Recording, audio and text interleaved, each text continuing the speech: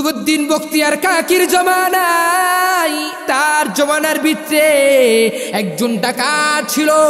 এই ডাকাত হচ্ছে কি 40 জন ডাকাতের একজন লিডার। এই ডাকাত বান্দা জানুনি হেদায়েত বান্দা কিভাবে হয়েছে?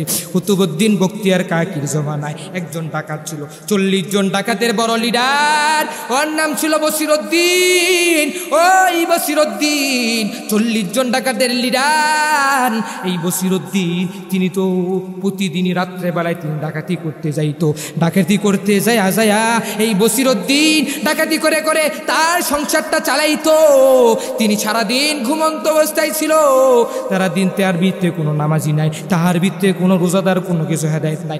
এই বসিরউদ্দিনের জমানায় ও বান্দারা তোমরা খেয়াল করে শুনিন, এই বসিরউদ্দিন কিভাবে হেদায়েত হইল?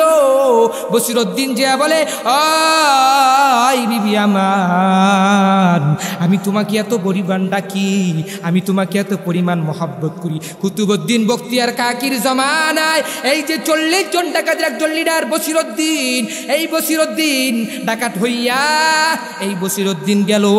যাওয়ার পরে এই বসিরউদ্দিন প্রতিদিনই চুরি করে ডাকাতি করে তার সংসারটা চালায়। মাঝে মধ্যে আপনারা রাখবেন, যারা চোর যারা ডাকাত তাদের স্ত্রীরা কিন্তু বড় দামি হয়, বড় আল্লাহওয়ালা হয়। এই বসিরউদ্দিনের ডাকাতের স্ত্রী এত পরিমাণ দামি আল্লাহওয়ালা।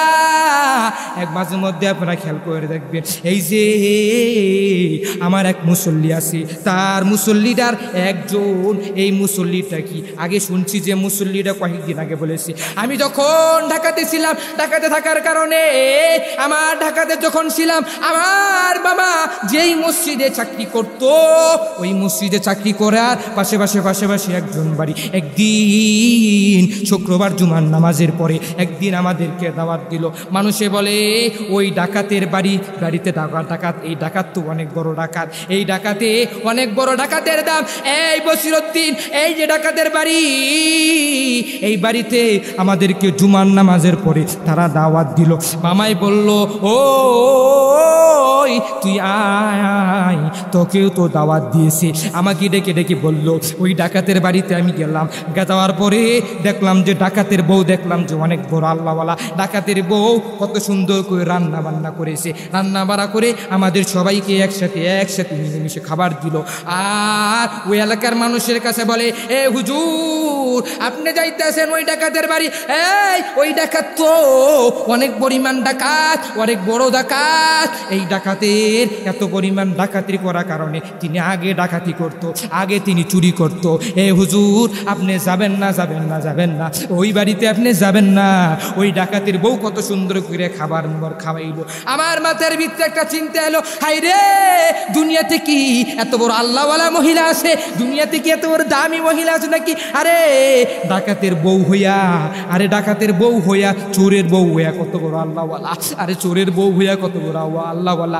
আল্লামা কুতুবউদ্দিন বখতিয়ার কাকির জামানায় ওই যে 40 জন ডাকাতের বড় লিডার, এই লিডার হইয়া ওই 40 জন ডাকাতের লিডার হইয়া বসিরউদ্দিন তার বউ, তার স্ত্রী একদিন তার স্বামীকে ডেকে বলতেছে, ও স্বামী আমার, তুমি আমার এদিকে আসো, আমি তোমাকে মহাব্বত করি, আমি তোমাকে ভালোবাসি, তুমি তো আমাকে বিবাহ করেছো, আসো আমি তোমাকে বলে যাই। ও স্বামী আমার, তুমি যে ডাকাতি করো, আর তুমি ডাকাতি করিও না, আর তুমি এই গুনার কাজ করিও না, আর তুমি চুরি করিও না, আর তুমি চুরির দিকে যাইও না। আসো তুমি হেদায়েতের পথের দিকে আসো তুমি নামাজওয়ালা হও।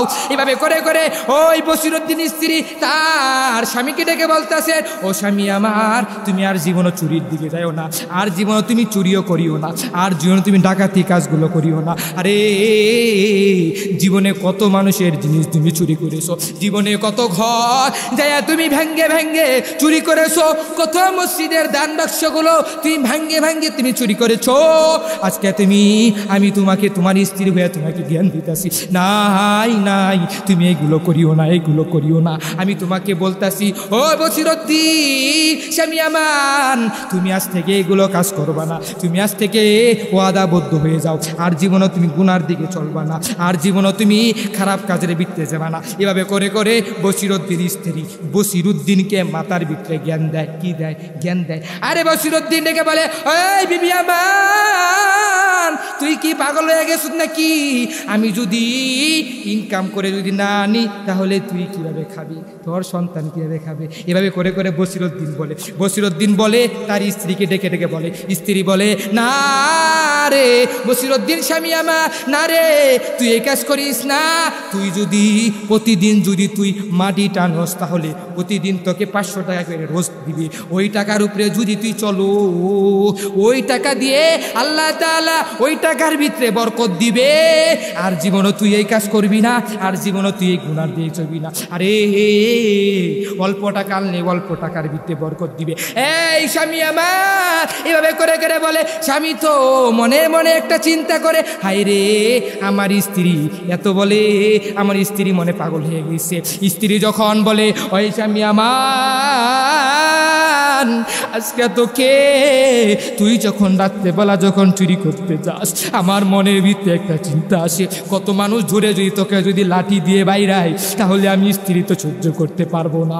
আরে তোর মা তো দুনিয়াতে বেশি রয়েছে, তোর মাও তো সহ্য করতে পারবে না। মা আর মনের ভিতরে একটা চিন্তা চলে আসবে, মার মনের ভিতরে একটা চিন্তা আসার পরেও আরে বসিরউদ্দিন তোর ভিতরে কি একটু জাগে না, তোর ভিতরে কি একটু কি মনের ভিতরে কি জাগে না?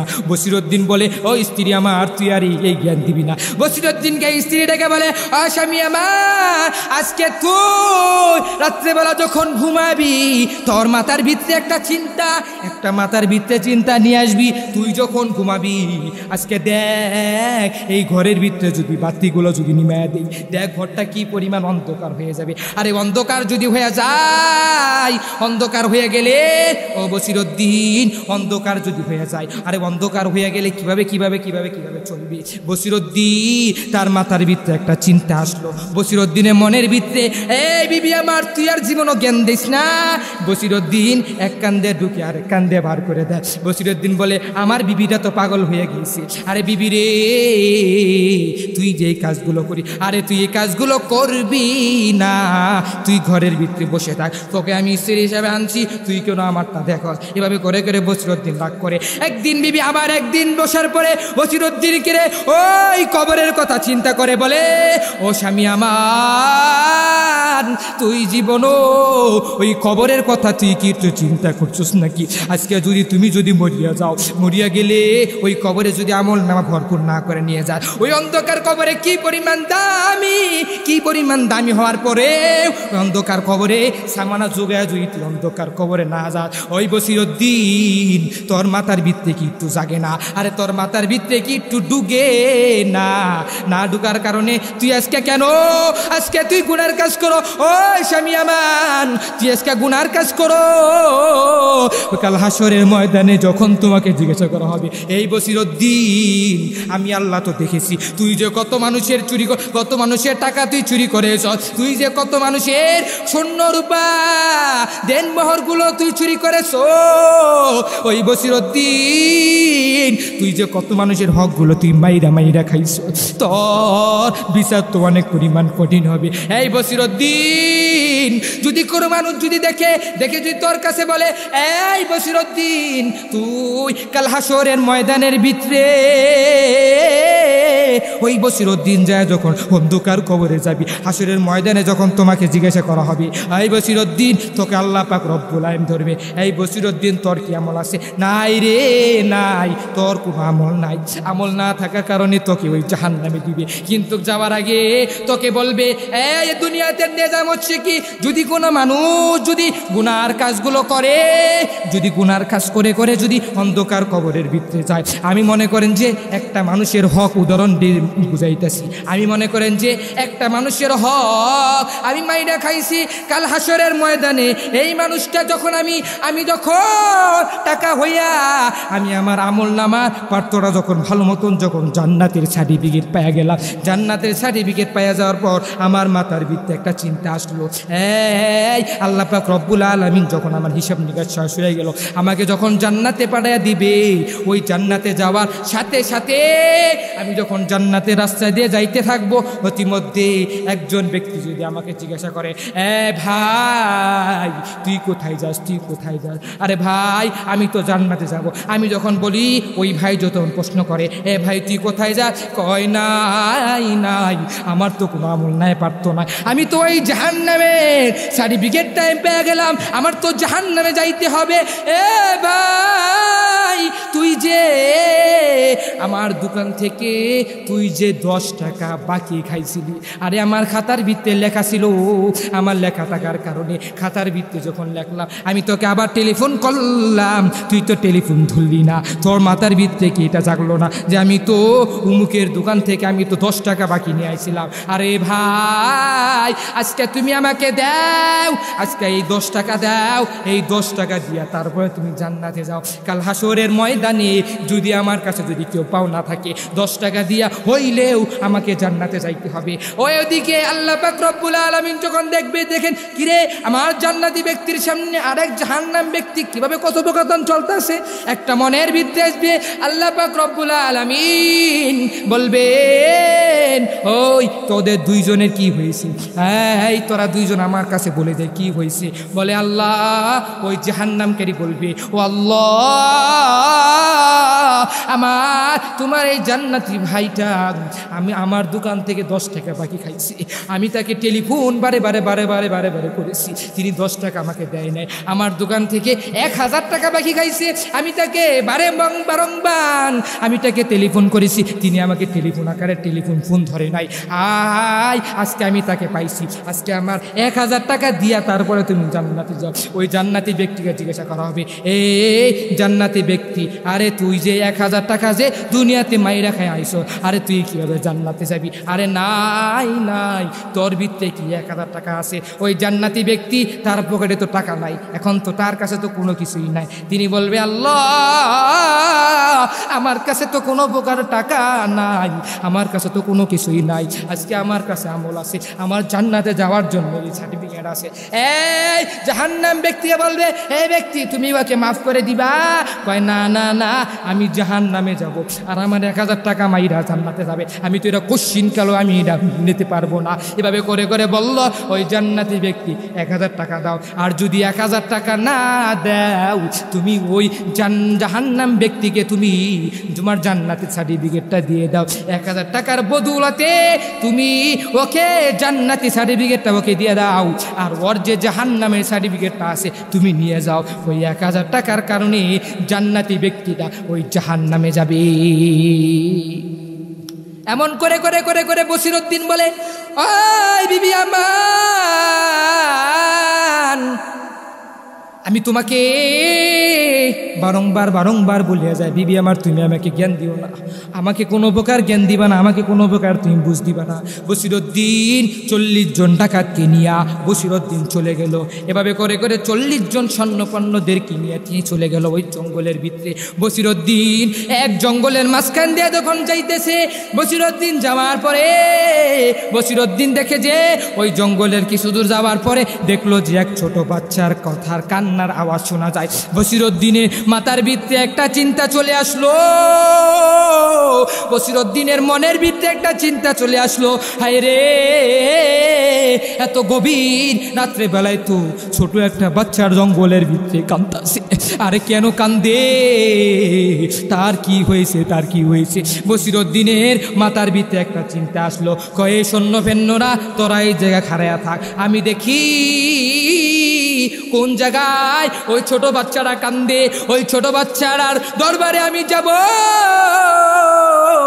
আমি দরবারে যাইয়া ওই ছোট বাচ্চারাকে আমি জিজ্ঞাসা করব, ও ছোট বাচ্চা তোমার কি হয়েছে, তোরা এখানে বস, তোরা এখানে বস বস বস, আমি যাবো আর আসবো। বসিরউদ্দিন ওদেরকে একসাথে বুঝাইয়া রেখে চলে গেল। বসিরউদ্দিন চলে যাওয়ার পরে বসিরউদ্দিন আবার গেল, যাওয়ার পরে বসিরউদ্দিন এই জঙ্গলের ভিতর থেকে রওনা শুরু করলো। বসিরউদ্দিন রওনা শুরু করার পর বসিরউদ্দিনের রওনা শুরু যখন হয়ে গেল, হয়ে যাওয়ার পরে বসিরউদ্দিনের মনের ভিতরে একটা চিন্তা আসলো, কয় হায় রে এই জঙ্গলের ভিতরে গভীর রাত্রে বেলা এই ছোট বাচ্চাটা কিভাবে কিভাবে কান্না করে ওই ছোট বাচ্চার দরবারে যখন গেল, ও ছোট বাচ্চার দরবারের ভিতরে যায় দেখে ছোট বাচ্চা ওই রবের কাছে দুই হাত তুলে তুলে তুলে দোয়া করে, ও দয়ার মালিক, আজকে আমার দুনিয়াতে মা নাই, আজকে আমার দুনিয়াতে বাবা নাই, আজকে আমার দুনিয়াতে ভাই বোন কেউই নাই রে আল্লাহ গো।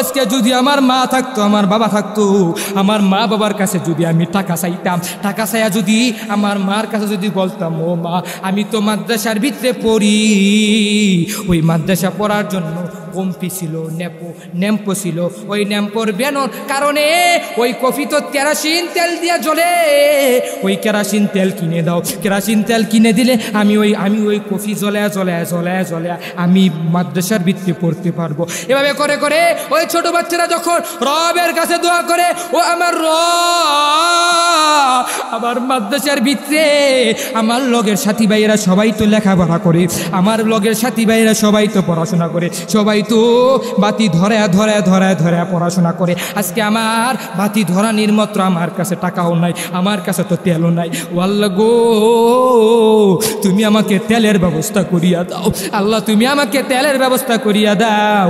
আল্লাহর কাছে এভাবে করে করে ওই ছোট বাচ্চারা ঘরের ভিতরে বসে যখন দোয়া করে, ওইদিকে বসিরউদ্দিন যায় দেখে ছোট বাচ্চাটাকে ডেকে বলে, ও ভাই তুমি আসো, তোমার কি হয়েছে, তুমি একটু হাসো, আমি তোমার শুনি। ছোট বাচ্চা জিজ্ঞাসা করে বলে, ভাই বসিরউদ্দিন বলতেছে, ও বাবা মা, ও ভাই তুমি আমাকে ডেকে ডরাইবা না, তুমি আমাকে ডেকে কোনো প্রকার ভয় পাইবা না, তুমি আমাকে ডেকে কোনো প্রকার ডরাইবা না, আমি তোমাকে বলে বলে যাইতেছি, ও ভাই তুমি কেন কান্দো, ও ভাই তোমার কি দরকার, তোমার কি প্রয়োজন, তুমি কেন কান্দো, এই দুনিয়াতে তোমার কি মা আছে, কয় না, এই দুনিয়াতে তোমার কি বাবা আছে, কয় না, কয় তোমার মা বাবা নাই, তাহলে তুমি কি কারণে কান্দো, কয় আমার মা আমাকে অনেক বড় নিয়ে একটা আশা করেছিল, আমাকে ওই মাদ্রাসার ভিতরে পড়াবে, আমি কোরআনের হাফেজ হব, হাফেজ হইয়া আমি দিনের খেদমতগুলো করব।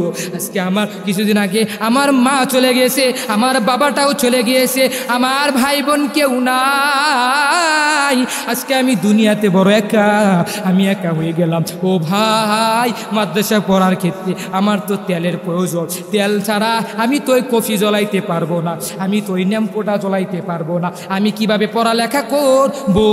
এভাবে করে করে তেলের কাছে আজকে রাত্রেবেলা জেগে দোয়া করতেছি। এই বসিরউদ্দিন বলে, ও ভাই তুমি এই জায়গায় বসে তুমি আমার জন্য দোয়া করবা। এই বসিরউদ্দিন যখন ওই ছোট্ট বাচ্চাটাকে কথাটা শুনলো, শোনার পরে ছোট্ট বাচ্চাটার কথা শুনে বসিরউদ্দিন তেলের দোকানের দিকে দৌড় দিল, তেলের দোকানের ভিতরে যায়া তেলওয়ালাকে ডেকে বলে, ও তেলওয়ালা ভাই তুমি আমাকে তেল দাও। তেলওয়ালা বলে, কে রে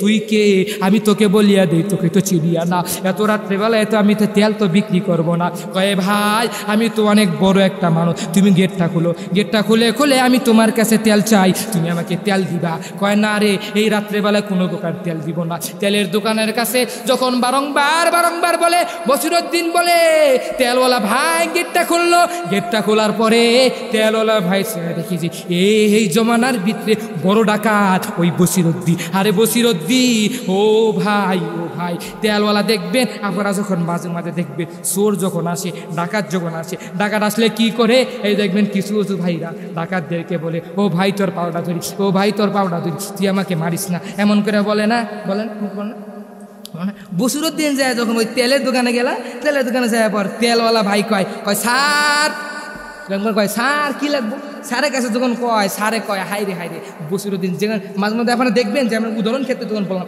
বললাম যে উদাহরণ ক্ষেত্রে তেলওয়ালা ভাই যে চোর এত বড় দুনিয়ার বড় এই জামানার ভিতরে বড় ডাকাতটা যখন দেখলো, দেখার পরে ডাকাতটা দেখার সাথে সাথে তেলওয়ালা তার মনের ভিতরে একটা চিন্তা চলে আসলো, কয় কিরে এত বড় ডাকাত, আরে বসিরউদ্দিন আমার কাছে আসলো, আরে কি মনে করে আসলো। দেখেন বসিরউদ্দিন দেখার সাথে সাথে কয় স্যার আপনার কি প্রয়োজন আপনি আমাকে বলে দেন, কোনো সমস্যা নাই, আমি সব দিয়ে দিব, সব আপনি নিয়ে যান, কিন্তু তাও ও স্যার আপনি আমাকে মাইরেন না।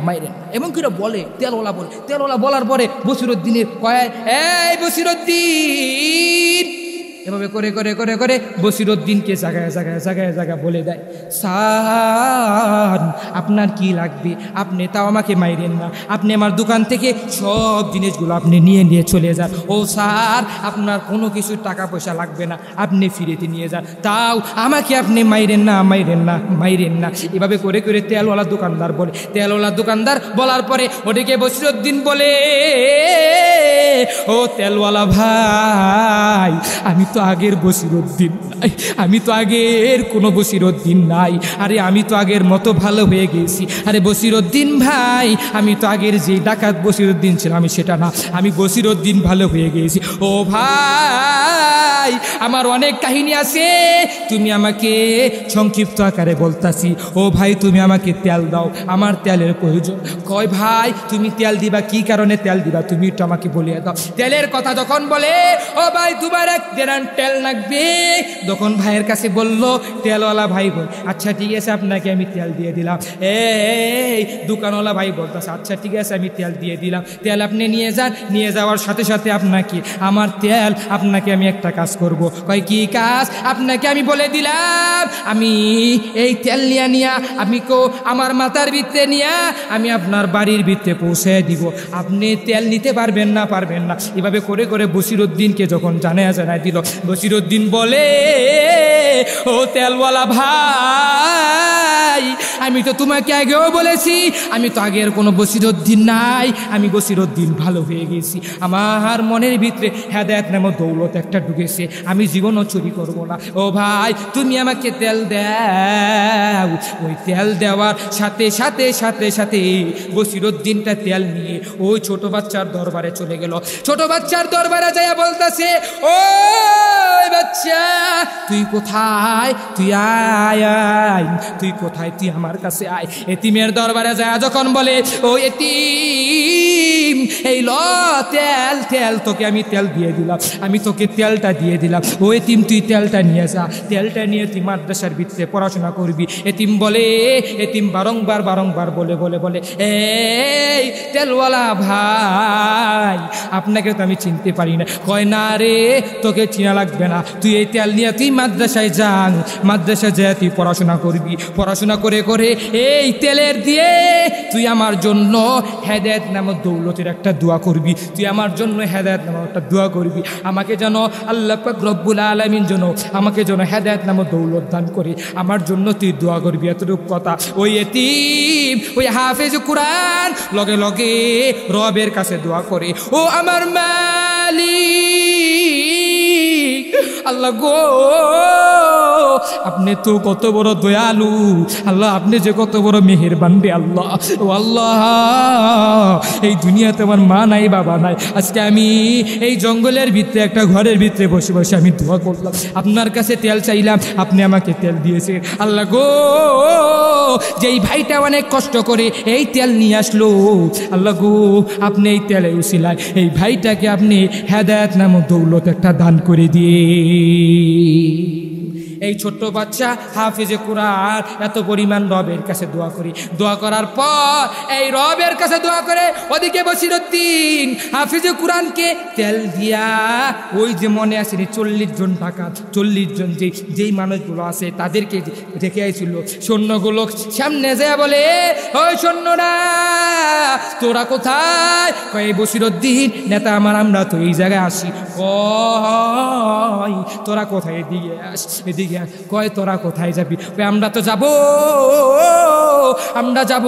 এই বসিরউদ্দিনকে ডেকে বলে, ও লিডার এই লও যাই, যাবো ওই জায়গায় যাব। আজকে তো আমরা প্ল্যান করেছি, আমরা তো একটা বড় লোকের বাড়িতে আজকে চুরি করব। চুরি করার সাথে সাথে আমাদের মনের ভিতরে একটা চিন্তা আসবে, চিন্তা আসলে ওই টাকা যদি আমরা যদি চুরি করে এনে খাইতে পারি, তাহলে আমরা ওই চুরি করে এনে খাইতে পারলে আমার জিন্দিগিতে আর জীবনও চুরি করা প্রয়োজন হবে না। আমরা সাথে সাথে এই চুরি টাকা দিয়ে আমরা অনেক বড় বড়লোক হয়ে যাব। এমন করে বসিরউদ্দিনের যে সৈন্যপর্ণরা আছে সবাই মিলে একসাথে বলে, বসিরউদ্দিন বলে, ও আমার ভাইরা, তোরা শুনিয়া ল, আজ থেকে আমি বসিরউদ্দিন আর চুরি করব না, আজ থেকে আমি ডাকাতি করব না, আজ থেকে আমি কোনো কিছু করব না, আজ থেকে আমি ভালো হয়ে যাব। এমন করে তাদেরকে বোঝায়। সৈন্যপর্ণরা বলে, হাইরে হাইরে, এই নেতা তো দেখলাম 10 মিনিটের জন্য গেল, যাওয়ার পরে নেতা জঙ্গলের ভিতরে যায় এত বড় হেদায়েত কেমনে হইল? আরে নেতা তো এতদিন ধইরা চুরি করছে, আরে নেতা তো এতদিন ধইরা আমাদেরকে চুরির ব্যাপারে পরামর্শ দিছে, নেতা তো এতদিন ধইরা আমাদেরকে তো কিভাবে চুরি করতে হয়, কিভাবে তালা কাটতে হয় আমাদেরকে তো পরামর্শ দিছে, কিভাবে ঘরের দরজা ভাঙতে হয় এই নেতা তো আমাদেরকে পরামর্শ দিয়েছে। আজকে নেতা হঠাৎ করে বলে, আমি আর চুরি করব না, আমি আর ডাকাতি করব না। নেতা রে, নেতা এত বড় ভালো কিভাবে হইল? মানুষের মাথার ভিতরে একটা চিন্তা আসলো, তাদের সৈন্যদের মাথার ভিতরে চিন্তা আসলো। চিন্তা আসার পর সৈন্যদেরকে দিয়ে বসিরউদ্দিন তার বাড়ির দিকে রওনা করলো। রওনা করার পরে বাড়ির দিকে যাইয়া বসিরউদ্দিন যা দেখে ঘরে ঢুকে নাই। ঘরে ঢুকার সাথে সাথে বসিরউদ্দিনের মাথার ভিতরে একটা টেনশন আইলো, মাথার ভিতরে একটা চিন্তা আসলো, আরে আমার বিবি তো দেখা যায় বসিরউদ্দিনের ঘরের ভিতরে, তার যে বিবি আছে এই বিবি তো দেখা যায় ঘরের ভিতরে বসে বসে আমার জন্য দোয়া করে, তার বিবি ঘরের ভিতরে বসে বসে দোয়া করে, ও দয়ার মালিক, আমার স্বামীটাকে তুমি আল্লাহ হেদায়েত নামে দৌলত দিয়ে দিও। ও দয়ার মালিক, আমার স্বামীটা চুরি করতে যায়, রাত্র জেগে জেগে জেগে জেগে চুরি করতে যায়, আল্লাহ গো, আমার স্বামীটাকে তুমি মানুষের হাতে তুমি মায়ের খাওয়াইও না, মানুষের হাতে তুমি আমার স্বামীটাকে তুমি লাডি খাওয়াইও না। এভাবে করে করে ওই বসিরউদ্দিনের স্ত্রী যায় যখন রবের কাছে দোয়া করে, ওদিকে বসিরউদ্দিন গেটের বাইরে খাড়ায় রইল, খাড়ায় তার দোয়াটা শুনে ওদিকে বসিরউদ্দিন গেটটা খুলিয়া বলে, ও স্ত্রী আমার, আমি তোমাকে আগে কত ভুল বোঝা করেছি, আমি তোমাকে আগে কত কিছু বলেছি, আমি তোমাকে কত কিছু মেরেছি, আমি তোমাকে কত আমি নির্যাতন করেছি, আমি তোমাকে কত কিছু আমি অপমান করেছি, আমি তোমাকে কত বড় কষ্ট দিয়েছি। ও বিবি আমার, আপনি যে আমার জন্য রবের কাছে এত সুন্দর করে হেদায়েত নামক দোয়া করে, আরে আল্লাহ রে, মনে হয় কি আমি আজকে থেকে বিবি তোমার কাছে ওয়াদাবদ্ধ হয়ে গেলাম, আমি আর জীবনও চুরি করব না, আর জীবনও আমি ডাকাতি করব না। আজকে থেকে আমি ওয়াদাবদ্ধ হয়ে গেলাম, আজকে থেকে আমি আর জীবনে বেনামাজি থাকবো না। এভাবে করে করে বসিরউদ্দিন যায় তখন বলে বিবির কাছে, বল বিবির মাথার ভিতরে একটা চিন্তা চলে আসলো। বিবির কাছে বলে, ও বিবি, হাফেজে কোরআনের বদৌলতে আমাকে আল্লাহ তাআলা একটা ছোট বাচ্চার বদৌলতে আমাকে আল্লাহ তাআলা বড় একটা হেদায়েত নামক দৌলত দিয়েছে। ও বিবি আমার, আমি আর জীবনও আমি চুরি করব না, আমি সৈন্যদেরকে রেখে চলে এসেছি। বিবির কাছে এত বড় একটা মায়া নামক যখন কথা বলল, বিবি মনের ভিতরে চিন্তা চলে আসলো, আল্লাহ গো, তুমি মনে হয় আমার স্বামীকে তুমি হেদায়েত নামক দৌলত তুমি দান করেছো। বিবি যখন মনের ভিতরে ভাবে করে করে বলার পর, বিবি যখন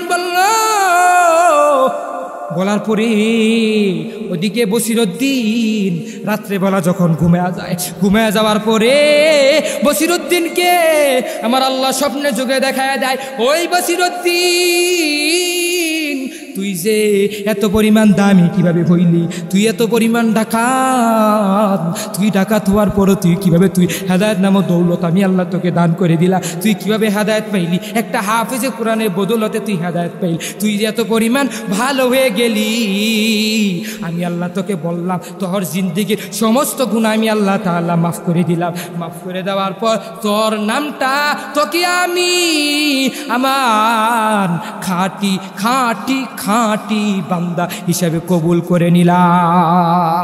সুবহানাল্লাহ, সুবহানাল্লাহ। বসিরউদ্দিন এইভাবে করে করে খাঁটি খাঁটি বান্দা হয়ে গেল। আল্লাহ তাআলা খাঁটি বান্দা হয়ে গেল। বসিরউদ্দিন খাঁটি বান্দা হওয়ার পরে বসিরউদ্দিন খাঁটি হয়ে গেল। কীভাবে দেখছেন নি? হেদায়েত নামক দৌলত কে পাইলো? কিছু একটা চোর হইয়া ডাকাত হইয়া তিনি হেদায়েত নামক দৌলত পেয়ে গেল।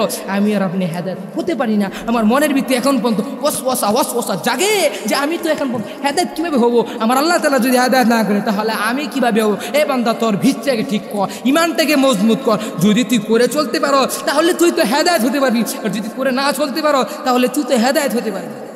ঠিক না বেটি? বসিরউদ্দিন যে বলে, যে বসিরউদ্দিন আল্লামা কুতুবউদ্দিন বখতিয়ার কাকির দরবারে চলে গেল। বসিরউদ্দিন আল্লামা কুতুবউদ্দিন কাকির দরবারে চলে গেল। যা বলে, এই কুতুবউদ্দিন বখতিয়ার কাকির দরবারে যা বলে ওই আল্লাহর ওলিকে বড় মায়া করে ডাকে। ওলি বলে, ওই তুই কে? বসিরউদ্দিন বলে, ও তুমি তো আমাকে চিল্লা না, আমি তো বসিরউদ্দিন। কয় তুই তো এত বড় এই জমানার ভিত্তে, তুই তো অনেক বড় ডাকাত, তুই তুই কেন আমার দরবারে চলে আসলি? আয় রে আয় তুই আমার দরবারে বস। বসিরউদ্দিনকে বলে, এ বসিরউদ্দিন তুই কেন আমার দরবারে চলে এসেছ? কয় না আমি আজকে থেকে ওয়াদাবদ্ধ হয়ে গেলাম, আমি আর জীবন বেনামাজি থাকবো না, আমি আর জীবন চুরি করবো না, আর জীবনে আমি ডাকাত করবো না। এভাবে করে করে বসিরউদ্দিন জোরে কুতুবউদ্দিন বখতিয়ার কাকির কাছে যখন বলল, কুতুবউদ্দিন বখতিয়ার কাকি বলে, ওই বসিরউদ্দিন আমি তোকে কেন প্রশ্ন করছি তুই জানোস নি? আমি তোর চেহারা দেখে দেখে দেখে দেখে আমার মাথার ভিতরে চিন্তা চলে আসলো। আল্লাহ তাআলা মনে হয় আল্লাহ তাআলা যখন তোকে হেদায়েত নামক দৌলত দিয়েছে, আমি তোর চেহারা দেখে দেখে বললাম যে তুই যে বান্দার ভিতরে বড় যে খাঁটি, আল্লাহর কাছে বড় যে তুই প্রিয় হয়ে গেলি, আমি এটা তোর মুখ দেখে বলছি। ও বসিরউদ্দিন আয় রে আয়। এভাবে করে করে করে করে যখন বলল, বসিরউদ্দিন বলার পরে ওই যে বসিরউদ্দিন যা কুতুবউদ্দিন কাকির জমানায় গেল। কাকির জমানায় যায় বসিরউদ্দিন যখন বারংবার ডেকে ডেকে বলে, ডাকার পরে যখন তার বিবি দেখেন, এ বান্দারা তোমরা মাঝে মাঝে দেখবা এত বড় আল্লাহওয়ালা হইল কিভাবে? একজন চোর, একজন ডাকাত হয়ে এত বড় আল্লাহ ওয়ালি কিভাবে হয়ে গেল? একজন চোর হইয়া এত বড় আল্লাহওয়ালা হয়ে গেল। এই মানুষেরা তোমরা শুনিয়া নাও, আর জীবনে তোমরা এই চুরির কাজ করবে না। এভাবে করে করে মানুষদেরকে হেদায়েত নামক কথা বলে। বসিরউদ্দিন যায়া ওই মসজিদের ভিতরে সামনের কাতায় নামাজ পড়ে। মানুষ তো তার মনের ভিতরে ঢুকে চিন্তা করে, হায় রে এত বড় ডাকাত আল্লাহওয়ালা কিভাবে হয়ে গেল? এত বড় ডাকাত আল্লাহর ওলি কিভাবে হয়ে গেল? বসিরউদ্দিনের মাথার ভিতরে একটা চিন্তা চলে আসলো। মানুষ যখন ওয়াসওয়াসা করে, বসিরউদ্দিন মনে রাগ হয় না। বসিরউদ্দিন দেখেন, এই মানুষটা আমি তোমাদেরকে এই যে কাহিনীটা বলার পরে আমি তোমাদেরকে বারংবার বলিয়া যাই, ওই মায়েরও সন্তান হেদায়েত পেয়ে গেল, তুমি কেন হেদায়েত হও না? তুমি কেন নামাজিওয়ালা হয় না? এত বারংবার মানুষ বলে, মসজিদের ইমাম সাহেব, মসজিদের খতিব সাহেব, মসজিদের ওলামায়ে কেরাম যত আছে সকলে বলে, তাবলীগের মুরব্বীরা যত আছে সবাই বলে, এ বান্দারা তোমরা নামাজিওয়ালা হও, তোমরা দিনের কাজ করো, তোমরা দিনের পথে চলো, তোমরা দিনের পথে চলে তোমরা দিনের বুঝগুলো বুঝো। এভাবে করে করে মসজিদের হুজুররা সবাই বলে, আজকে তুমি দিনের কাজ করো না বান্দা, তুমি শুনিয়া নাও, তোমার ভিতরে কি একটু কি জাগে না? তোমার ভিতরে একটু জাগে না যে আমি যে কত পরিমাণ গুনাহ করতেছি, আমার নামটা যে বেনামাজিদের খাতার ভিতরে চলে গেল। আজকে থেকে ওয়াদাবদ্ধ হয়ে গেলাম, আর জীবনও নামাজ ছাড়বো না, আর জীবনও গুনার কাজ করব না। সকলে একসাথে বলি ইনশাআল্লাহ। বসিরউদ্দিন যে এমন দেখেন এত বড় ডাকাত হইয়া, এত বড় চোর হইয়া, চোরের লিডার হইয়া যদি ভালো হয়ে যায়, তাহলে যদি ডাকাত এত বড় ডাকাত হইয়া ভালো হয়ে যায়, তাহলে তুমি আর আমি এমন পরিমাণ গুনাহ করতেছি, নামাজ পড়ি না, কোনো কিছু করি না। আমিও যদি ফজরের নামাজ পড়ে বা তাহাজ্জুদ পড়ে, আমি জোহরের নামাজ পড়ে, আসরে পড়ে, আমি যদি ডাক দিয়ে যদি রবের কাছে বলি, ও আমার রব তুমি আমাকে মাফ করে দাও, আমার মনে হয় অবশ্যই আমার রব মাফ করে দেয়। আরে রব মাফ করবে না? রব মাফ করে দিবে। তুমি যদি মাফের কাজ করো, আর যদি তুমি গুনার কাজ করে যদি অন্ধকার করে, তাহলে অনেক শাস্তি। বান্দা তুমি আজকে ওয়াদাবদ্ধ হয়ে যাও, ওয়াদাবদ্ধ হয়ে যাও, আর বেয়ানামাজি কাটা থাকবো না, বেয়ানামাজিদের গুনার কাজ করবে না। আরে বান্দা তুমি যদি গুনার কাজ যদি করো, এই দেখো গুনাহ করলি, নামাজ পড়লি, যে ব্যক্তি 5 ওয়াক্ত নামাজ পড়ে দেখবা তার চেহারাটা দেখবা কেমন, আর যে ব্যক্তি চোর ডাকাত বেয়ানামাজি তার চেহারা দেখবা, দুইটা এক লগে মিলবে না। নামাজিওয়ালারে খাড়া করো একসাথে, বেয়ানামাজিওয়ালার একসাথে খাড়া করো, দেখো কি অবস্থা। তুমি নিজেই প্রশ্ন পেয়ে যাবে, দেখবা নিজেই প্রশ্ন পেয়ে যাবে। তোমার ভিতরে ইমানটাকে মজবুত করতে হবে, ইমানটাকে মজবুত করে করে চলতে হবে। 40 জন ডাকাতের লিডার হয়ে যদি হেদায়েত পায়, তাহলে তুমি আর আমি হেদায়েত কেন পাই না, কেন পাই না? নবীর চাচা, আপন চাচা আছে, নবীর চাচা আবু তালেব এত বরিংবার নবী বলল যে ও চাচা তুমি ইমান কালিমা আনো, তুমি ইমানটাকে মজবুত করেছো, এত পরিমাণ বললো, আপন চাচা হইয়াও হেদায়েত পাবে। নবীর চাচা আবু তালেব শয্যাশায়ী বিছানার ভিতরে যখন নবীর চাচা আবু তালেব যখন পড়িয়া গেল, পড়িয়ে যাওয়ার পর নবী আমার বারংবার বলে, ও চাচা আপনি ইমান আনেন, কালিমা আনেন, এই কালিমাটা পাঠ করেন।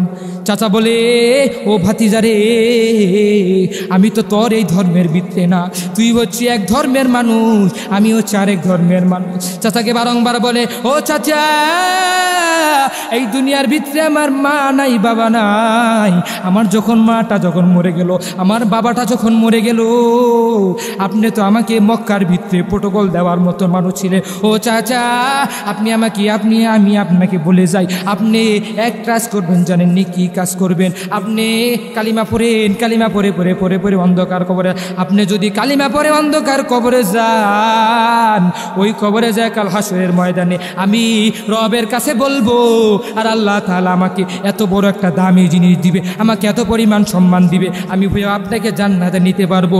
ও চাচা আপনি কালিমা পড়ে ইমান আনে যান। ও চাচা আপনি কালিমা পড়ে, নবীর চাচা, আপন চাচা এভাবে করার পরে নবীর কাছে নবী যখন বারংবার চাচাকে কেঁদে বলে, কেঁদে বলার পরেও চাচা তো এই কথাটা শুনে না শুনে চাচার মনের ভিতরে একটা চিন্তা চলে আসলো, কয় রে হায় রে ভাতিজারে, আমি তোমাকে এতবার বলি, আমি তোমাকে এত করে আমি তোমাকে বলি, তুমি কেন আমাকে তুমি এতবার কেন কালিমা পড়ো? না আমি তো জীবনও কালিমা পড়বো না, আমি জীবনও কালিমার পথে থাকবো না। আরে আমার বাপ দাদারা মূর্তি পূজা করে চলছে, আমি আর জীবনও এই মূর্তি পূজা ভঙ্গ করতে পারবো না। আমার দাদারা যে কাজগুলো করছে আমি তাদের এই কাজগুলো মেনে চলবো, আমি তোর কালিমা মানবো না, আমি তো তোকে নই মানবো না। এভাবে করে চাচা যখন বারংবার নবীকে যখন বুঝায়, আল্লাহ তাআলা জিবরাইলকে পাঠিয়ে দিল, ও জিবরাইল যাও ওই নবীজির কাছে যাও। নবীজি তখন কান্দে, আমার তো কান্নাটা মনে ভিতরে সহ্য হয় না, আমি তো নবীজির কান্না দেখতে পারি না। আল্লাহ তাআলা জিবরাইলকে পাঠিয়ে দিল, ও জিবরাইল যাও, যা যখন ওই নবীজির কাছে তুমি যা বলো, এই আয়াতটা নাজিল করে দিও, নবীজির কাছে এই আয়াতটা নাজিল করে দিও, ইন্নাকা লা তাহদি মান আহবাবতা ওয়ালাকিন্নাল্লাহা ইয়াহদি মাইয়াশা। জিবরাইল আলাইহিস সালাম নবীজির কাছে এসে যখন এই আয়াতটা বলো, ইন্নাকা লা তাহদি, হে নবী আমার আপনি তো নিশ্চয় আপনি তো হেদায়েত দিতে পারবেন না, মান আহবাবতা যাদেরকে আপনি মোহাব্বত করে, ওয়ালাকিন্নাল্লাহা ইয়াহদি মাইয়াশা। হে নবী আপনার কাছে তো মানুষ তো হেদায়েত হবে না, আপনার কাছে তো হেদায়েতের কোনো চাবিকাঠি নাই, এই হেদায়েতের চাবিকাঠি আমি রবের কাছে, আমি হেদায়েত দেওয়ার মালিক আল্লাহ, হেদায়েত দেওয়ার মালিক আল্লাহ। নবীর কাছে যখন বারংবার যখন এই আয়াতটা বলে যখন গেল, আল্লাহ তাআলা বলে এই হেদায়েত দেওয়ার মালিক আল্লাহ, নেওয়ারও মালিক আল্লাহ, আমি যাকে মহব্বত করি তাকে আমি হেদায়েত দিব। আরে হে দুনিয়ার মানুষ যারা মানুষ আছে যারা গুনার কাজ করে, আমার আল্লাহ যদি হেদায়েত না দেয়, আমি আব্দুল হাকিম সাইফি সাহেব রংপুরি যত আমি বয়ান করি তখন পর্যন্ত ওই ব্যক্তি হেদায়েত হবে না। আল্লাহ তাআলার কাছ থেকে যদি হেদায়েত নামক দৌলত যদি না আসে তাহলে ওই ব্যক্তিরা হেদায়েত হতে পারবে না। আমি হুজুর যতবার বয়ান করি, আমি যতবার বলি, ও যুবক তুমি নামাজ পড়ো, ও যুবক তুমি দ্বীনের পথে চলো, ও যুবক তুমি তাবলীগে যাও, ও যুবক তুমি ঠিক মতো 5 ওয়াক্ত নামাজ আদায় করো। আমি আব্দুল হাকিম যতবার বলি, যদি আমার রব যদি হেদায়েত না দেয় আমার মনে হয় ওই ব্যক্তির ভিতরে হেদায়েত ঢুকবে না। আজকে দেখো ওই যে বললাম যে 40 জন টাকার একজন লিডার হইয়া কিভাবে তিনি হেদায়েত হইল, তোমার আমার ভিতরে ইমানটাকে কি এখন পর্যন্ত জাগে না? ও বান্দারা আজকে দেখো আমি তো কিছুদিন আগে মাহফিল করে আসলাম, আমি তো গতকালকেও মাহফিল করে এসে গাড়ির ভিতরে মনের ভিতরে একটা চিন্তা করলাম, আমার সফর সঙ্গীদেরকে বললাম, আমার সমস্ত মানুষদেরকে বললাম, ও ভাইরা আমি গাড়ির ভিতরে বসে বসে একটা চিন্তা করলাম যে এই যে কত সুন্দর করে এই গাড়িটা চলাফেরা করতেছি, কত সুন্দর করে আমরা গাড়ির ভিতরে বসে বসে চলাফেরা করতেছি। আজকে যদি আমার এই গাড়িটা যদি সামনে যদি অ্যাক্সিডেন্ট হয়ে যায় বা একটা গাড়ির ভিতরে লেগে অ্যাক্সিডেন্ট হয়ে যায়, আমি যখন মরিয়া যাব, আমার যদি অ্যাক্সিডেন্ট অবস্থায় আমি যদি মরিয়া যাই, আমার জানাজার ভিতরে কত মানুষ আসবে, এসে বলবে আব্দুল হাকিম সাইফি সাহেব তো মরে গেছে। তার মনের ভিতরে একটা এইভাবে করে দোয়া আসবে, ও বাবারা এই যে গাড়িতে উঠার জন্য দোয়া আছে, এই দোয়া পরে বান্দারা গাড়িতে উঠবা, সমস্ত জিনিসের একটা দোয়া আছে, দোয়া পরে বান্দা চলবা। আল্লাহ তাআলা বলে বান্দারা তোমরা আমাকে মানো, ও তোমরা আমাকে মেনে চলো, তোমরা আমার কোরআনটা মানো, আমাকে তো মানবা, আমাকে মেনে চলবা। আল্লাহ বলে বান্দা তুমি আমাকে ভয় করো না, কিন্তু আমি তো ভয়ালু না, আমার যে ভয়ানক যে জিনিস আছে ওই জাহান্নাম আছে, ওই আগুনের দিকে বান্দা খেয়াল করো। ও বান্দারা তুমি আজকে গুনাহ করতে করতে এত পরিমাণ পাহাড় করে ফেলতেছো, তুমি আজকে গুনাহ করতে করতে এত পরিমাণ পাহাড় করে ফেলতেছো, তাও তোমার মনের ভিতরে কি একটু জাগে না? আমি যে কত বড় গুনাহগার, আমি যদি এই গুনাহ নিয়ে আমি যদি এই ময়লা নিয়ে অন্ধকার কবরে যাই, তাহলে আমার মনের ভিতরে একটা চিন্তা আসবে, ওই অন্ধকার কবরের ভিতরে দুই পাশে মাটি এত পরিমাণ চাপ দিবে, চাপ দেওয়ার সাথে সাথে আমি তো মাটির চাপগুলো সহ্য করতে পারবো না, আমার মনের ভিতরে একটা চিন্তা চলে আসবে। এই মনের ভিতরে চিন্তা আসলে আমাকে যদি রব জিজ্ঞাসা করে তোমার রব্বুকা, তোমার রবকে যখন 3টা প্রশ্ন জিজ্ঞাসা করবে, আমি যদি ভালো আমল নিয়ে অন্ধকার কবরে যাই তাহলে তো আমি ওই 3টা প্রশ্ন উত্তর দিতে পারবো, আর আমি যদি ভালো আমল নিয়ে যদি অন্ধকার কবরে যাই তাহলে আমি তো 3টা প্রশ্নের উত্তর দিতে পারবো না। আজকে দেখলাম এই যে কতদিন আগে ফেসবুকের ভিতরে দেখলাম টিকটকার একজন মাদ্রাসার হুজুর হইয়াও টিকটকার করে ইউটিউবে তিনি ভাইরাল হয়ে গেল, টিকটকার হয়ে গেল।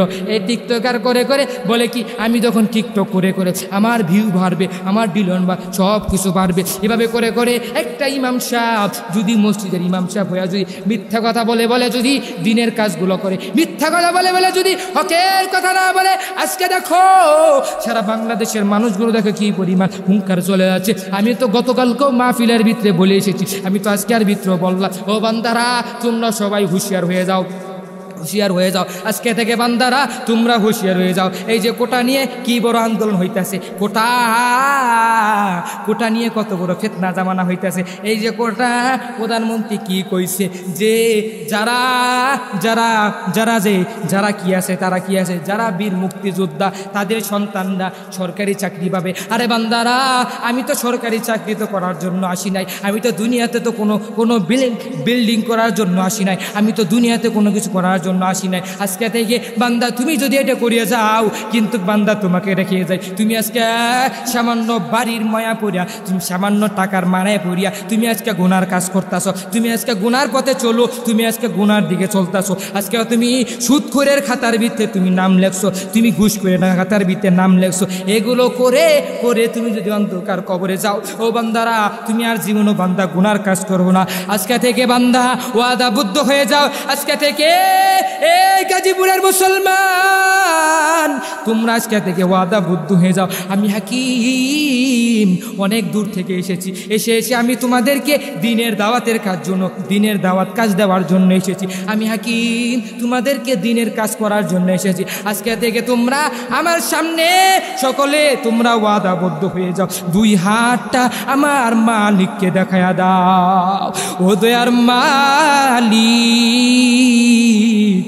আল্লাহ এই গাজীপুরের কতগুলো মানুষ আল্লাহ, আল্লাহ এত রাত হওয়ার পর আল্লাহ তাআলা তো রাতের ভিতর আল্লাহ তাআলা আমার সামনে আমার মতো গুনাহগার মানুষের সামনে রে আল্লাহ দুই হাত তুলছে রে আল্লাহ রব্বুল আলামিন।